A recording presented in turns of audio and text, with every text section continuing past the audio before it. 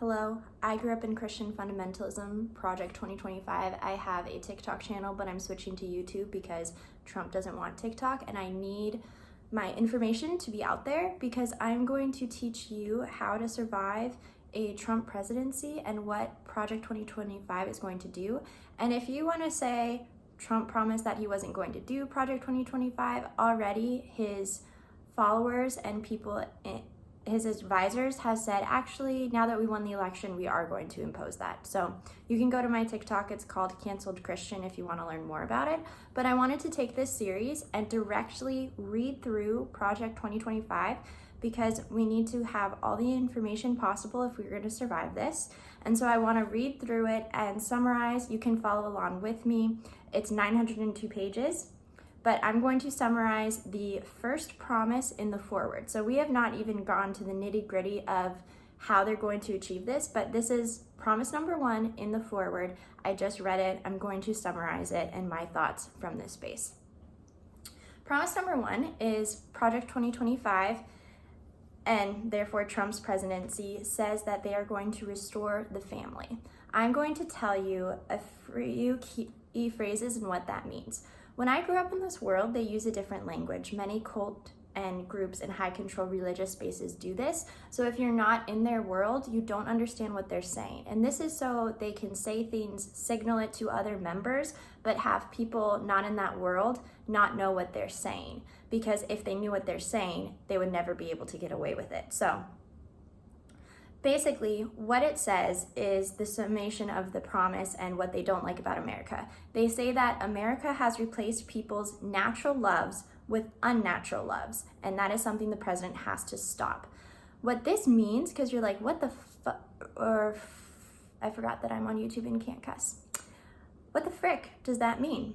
So it means that they are really mad that there is gay marriage and that there is transgender people and that there is women who can get married and then go and divorce and get married to someone else.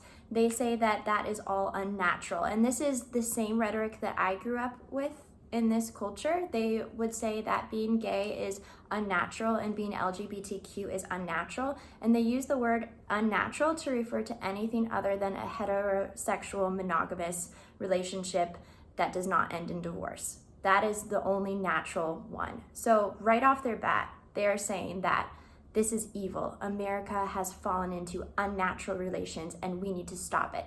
Therefore, we need to stop allowing homosexuals in our midst. It says they are going to delete terms of sexual orientation and gender identity. This means that they are going to not only delete the terms, but delete the people.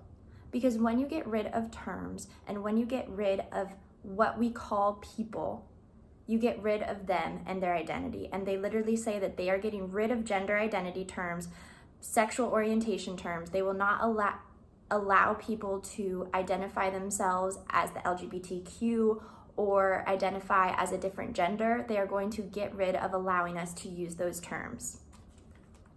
They are going to delete terms such as reproductive health, reproductive rights, and abortion. Thereby, deleting these terms, again, like I said, will lead to them deleting it entirely. And what I find most troubling when I was reading through this promise is that they say they're going to delete the term reproductive health. Reproductive health?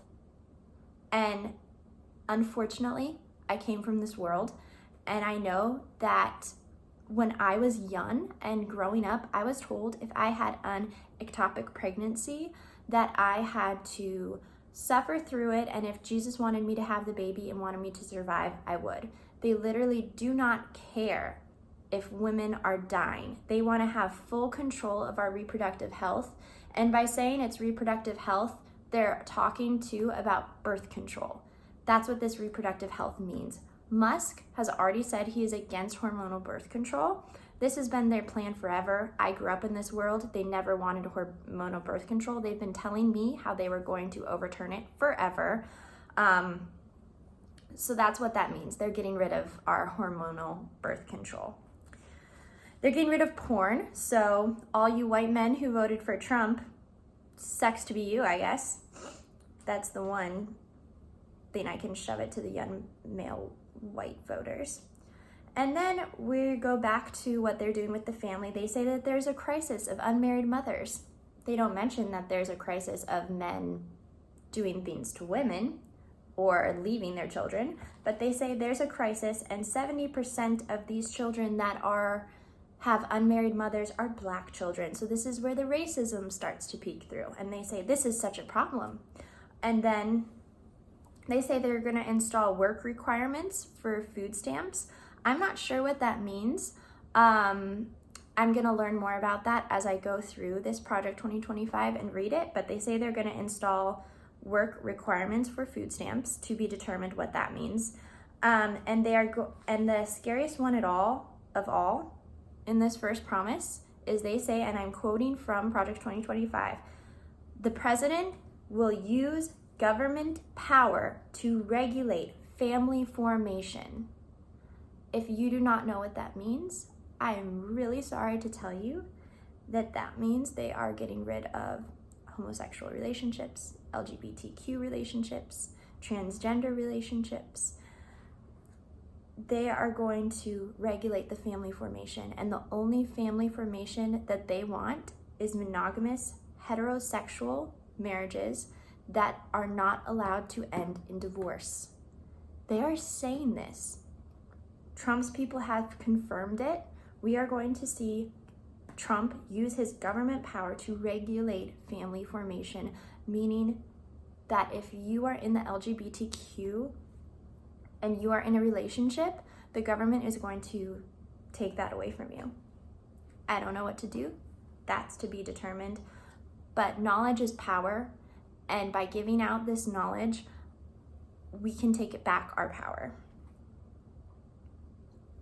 And finally, it talks about how, and it says, educators and public librarians who peruse or purvey child porn should be jailed.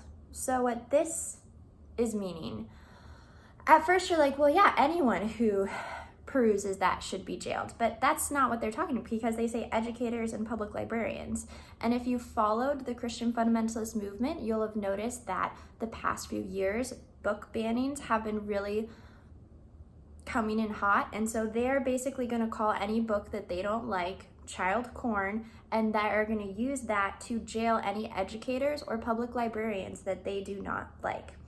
And it just so happens that by a large percentage, women are more likely to be educators and public librarians.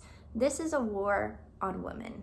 And that's what I want to be perfectly clear throughout this whole Project 2025. It's a war on women. It's a war on people of color. It's a war on the LGBTQ community. It's how they are going to keep white men in power forever. No critical race theory, obviously, because what I just said, they're going to ban that.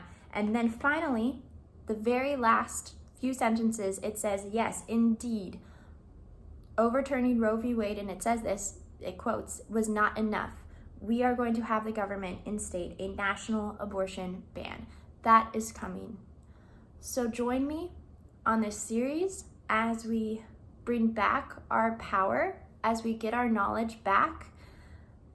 And after we figure out exactly what they're going to do, we are going to figure out what we are going to do, and we are going to beat them at their own game.